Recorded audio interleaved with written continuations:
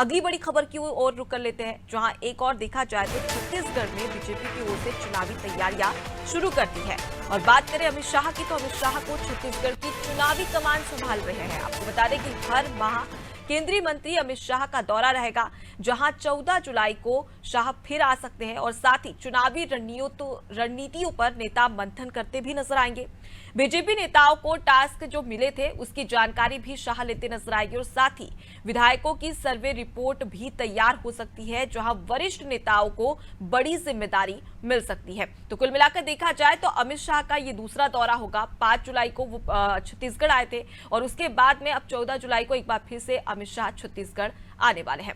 ज्यादा जानकारी लेंगे, करिश्मा लगातार जुड़ी हुई है।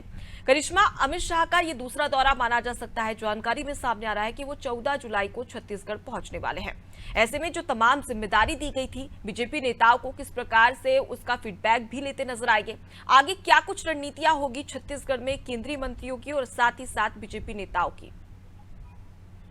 जी, अगर बात करें केंद्रीय मंत्रियों के दौरे की, तो लगातार वो छत्तीसगढ़ में बने रहने वाले हैं। और साथ ही में सांसद सुनील सोनी का यही कहना है कि एक बार नरेंद्र मोदी आए, हो सकता है और भी उनके दौरे हो छत्तीसगढ़ में। और साथ ही में अमित शाह की अगर बात करें तो इस साल का अगर उनका दौरा देखें तो ये उनका 5वां दौरा होने वाला है छत्तीसगढ़, जिसमें वो लगातार छत्तीसगढ़ के आगमन पर बने हुए हैं। वहीं देखा जाए अगर रणनीतियों की बात करें तो बहुत ही मजबूती से जो है रणनीतियां बनाई जा रही हैं कि इस विधानसभा चुनाव को किस तरीके से जो है भाजपा जीतने वाली है। और सभी में जोश का प्रवाह नजर आ रहा है। जब भी हम देखते हैं कि अमित शाह छत्तीसगढ़ आते हैं, रायपुर राजधानी आते हैं, कोई भी बैठक लेते हैं या कोई भी मीटिंग लेते हैं, उसके बाद सभा के बाद देखा जाता है कि जितने भी कार्यकर्ता उनमें जोश भरा होता है। प्रदेश अध्यक्ष अरुण साव का यही कहना है कि लगातार उनका आगमन बना रहेगा और हम उनका स्वागत भी करते हैं। और साथ ही में अगर कांग्रेस की बात करें तो उस पर तंज भरे बयान भी सामने आ रहे हैं।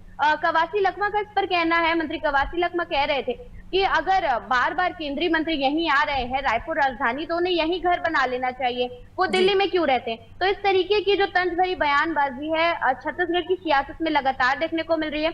रणनीतियों की बात करें तो अब बहुत ही सक्रिय हो गई है भारतीय जनता पार्टी और लगातार बैठकें हो रही है, सभाएं हो रही हैं और बूथ स्तर पर जो है इनका काम चल रहा है। सर्वे रिपोर्ट की अगर बात करें तो इससे पहले भी अमित शाह ने एक सर्वे रिपोर्ट मांगी थी, जिसको लेकर के उन्होंने रात 10 बजे भाजपा कार्यालय में एक बैठक ली थी। उसके बाद सभी को जिम्मेदारियां सौंपी गई थी। जी बिल्कुल। और करिश्मा, अगर देखा जाए तो जब पिछली बार 5 जुलाई को अमित शाह आए थे तो उन्होंने एक हाई लेवल मीटिंग भी रखी थी और उन्होंने साफ तौर पर कहा था कि देखिए चुनाव है और ऐसे में अगर आपको लगता है कि अगर आप इधर उधर से सिफारिश करके अगर आपको टिकट मिल जाती है तो ऐसा नहीं है, आपको जीतना पड़ेगा और जीतोगे तभी पाओगे। इस तरीके की बातें भी अमित शाह के द्वारा लगातार कही जा रही है।